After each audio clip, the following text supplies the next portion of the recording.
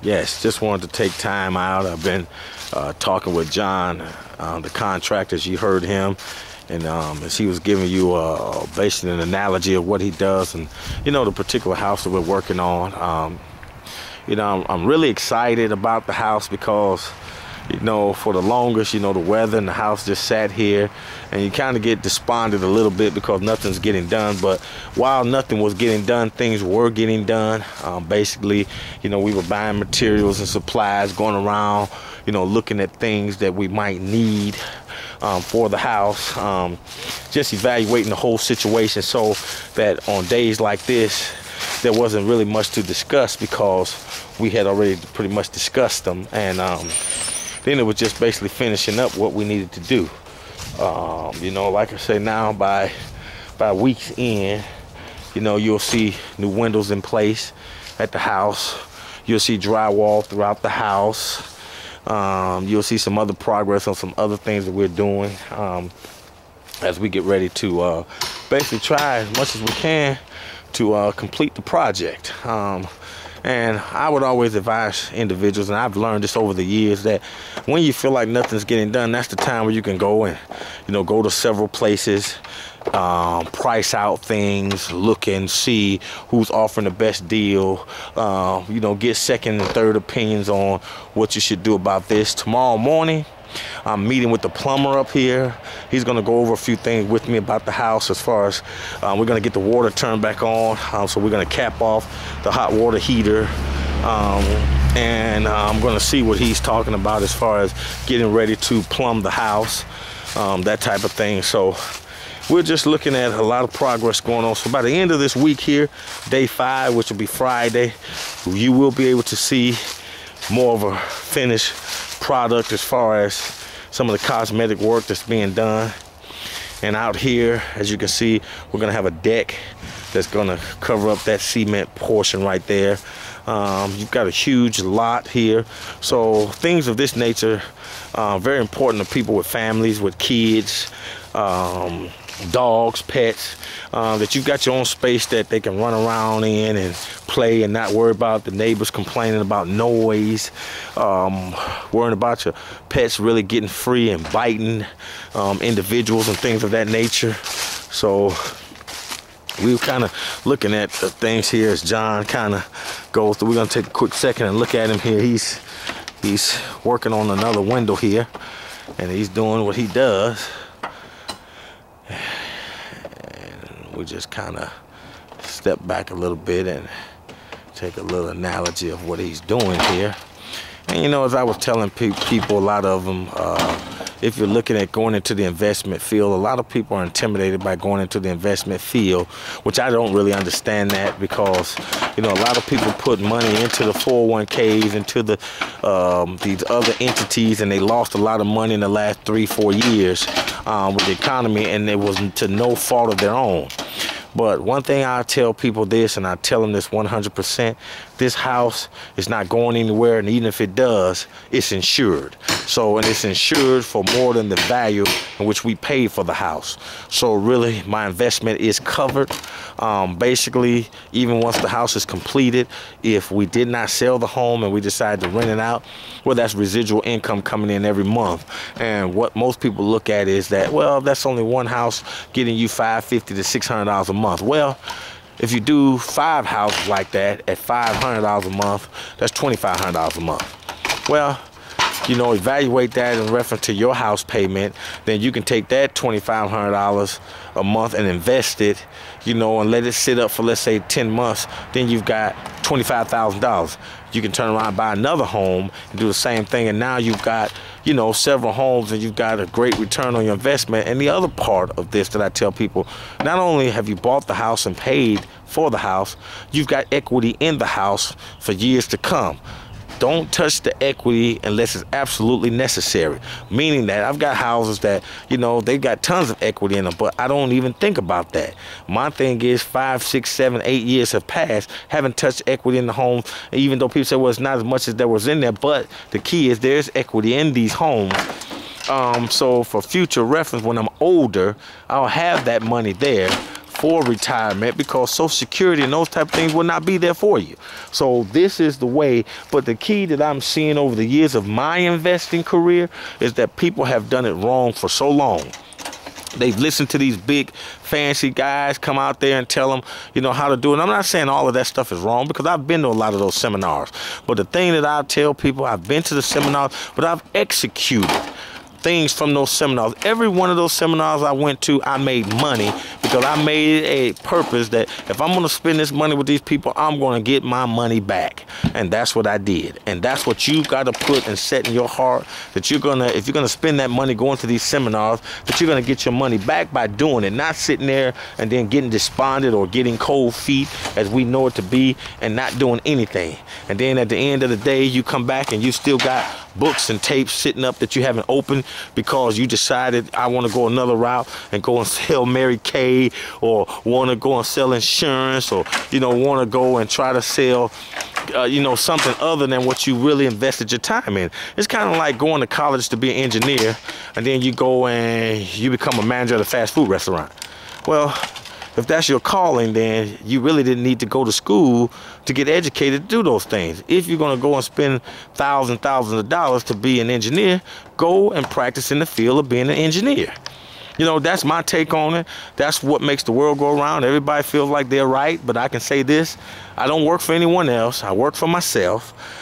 Basically, we've got investment property, we've got a nice portfolio, and we've built it up over time, and we've built it the right way. Meaning that, you know, we're not looking at flipping, we're not looking at, you know, taking these houses and, you know, buying them for 20, 30, 40,000, putting 20 into it and flipping it to someone for $90,000. That's not our goal, because as I explained to people before, I can't live off of $20,000 for the rest of my life, but I can live off of a residual of $500 a month.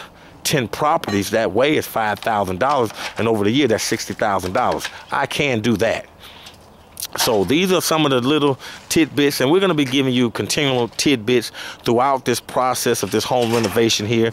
Really, I'm just excited about the whole thing. I'm just excited to be able to sit down and share with you some of the pros and cons of, you know, the home renovation process. And really, to me, there's not a whole bunch of cons. There's a lot of pros, and just sitting back and evaluating the whole concept of what you're doing and where you're trying to be in your real estate investing. See, a lot of people need quick cash fast. I can't help you with that. I'm sorry, that's just not my goal. I'm into real estate investing for long-term investment and building my portfolio, so that when it comes close to me to be, you know, 55, 60 years old, and the government tells me that, oh, we're broke, which they are currently broke now, you won't have any Social Security money there for you, you don't have any retirement there for you, or your retirement that you thought you were going to get has been greatly diminished. Now what are you going to do? So even if you're 55 or 60 and you've got 5 homes or 10 homes, hey, that's great. But here's the other part of that too, people, that a lot of people are saying, well, I don't want to be a landlord. You can be a landlord by name, and then you can let a true property management company take on the responsibility of doing the landlording for you, which is basically doing the eviction process, collecting the rent, sending you a check, checking on the tenants, and there's some procedures to that I also do. I do my own management of my own property, because like I said, I'm a full-time real estate investor. So I've set mine up that I do my own, but mine is basically on autopilot. I don't go by, you know, I might ride by the home and look at it, but I don't stop. You know, the neighbors, they help me out a lot with processes with the homes. If they see anything that's out of order, they'll call me and let me know. That's part of it, by, you know, being in communication with your neighbors. A lot of things that we are out of touch with because we just don't know, that we have to take the time to basically, you know, take the time to ask questions. Take the time to be fully engulfed into what you're doing, because it is your business and nobody's going to run your business like you. So that's just a little bit of information that I want to give to you and let you know that that's how we are looking at doing things here. So I'm hoping that these videos will help someone that is on the fence of buying a property, that, you know, be more than free to give me a call or send me a comment, or if you got a question, feel free to do that. You know, like I said, I don't charge people to do any of this stuff. I love what I do, and I do it because I want you to understand that the future of your family, the future of your lifestyle relies on you. The government's not going to take care of you. Only you can take care of you.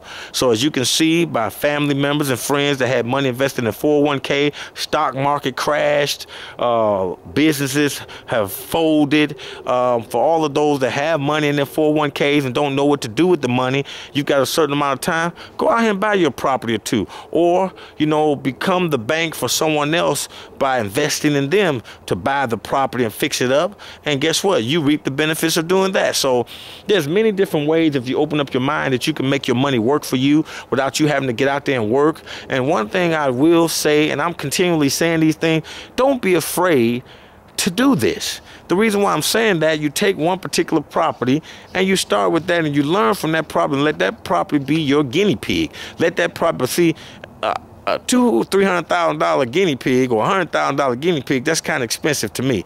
Now, granted, some of the areas in the country where you live, you can't buy a $100,000 property. You know, places like California and places, but now you can get properties, you know, that was normally $500,000 and $600,000 for, you know, $250,000 or so. But still, to me, that's an expensive guinea pig. You know, where a lot of people have the problem with, you know, if you go out of state, you don't have as much control.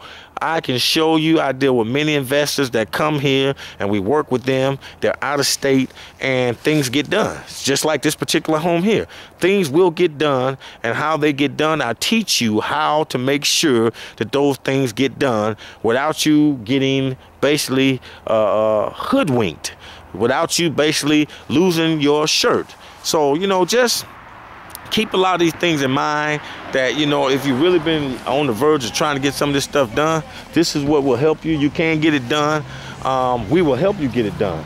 We'll be more than glad to help you sit down and formulate a plan, starting with one house. This is what I tell people. If you have a trust issue, if you are skeptical, if you think, okay, this doesn't work, then give us the opportunity to show you that it does work by starting with one house. And if that house works out for you, all I can say is that's your choice whether you want to do it again or not. So give us the opportunity to show you how this purchasing real estate, especially in today's market, there's more millionaires being made today than there were 5 years ago. And the reason that is because that same house, I looked at a particular property in Charlotte that I looked at 4 or 5 years ago, and that house was $70-some thousand. That same house today is in the low 30s right now today. So within 5 years, that house has 60 to 65% dropped in value. So if you were looking at some of those same houses, you would have bought it 5 years ago, you would have paid 70-something for it. Whereas today, you can get that same house for maybe $32,000 to $34,000. Same identical house. So that means that your money can go further, can buy you more, and you can have a bigger and a better return on your money. So take all of these things into consideration when you're looking into investing in the real estate. And also take into consideration buying a property out of state, which the North Carolina, Charlotte region is a good region to buy properties in. The weather's stable.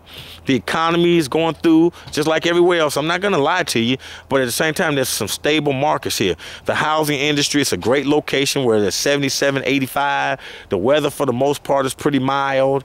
You know, you can get to Florida, you can get to Virginia, you can get to, you know, all of these different places that you need to get to. The mountains are beautiful. It's just a great idea for investing. So if you're considering it, I would say consider the Carolinas and consider the Charlotte region, and allow us to help you in formulating a plan to help you build your portfolio and build your wealth for tomorrow. Thank you.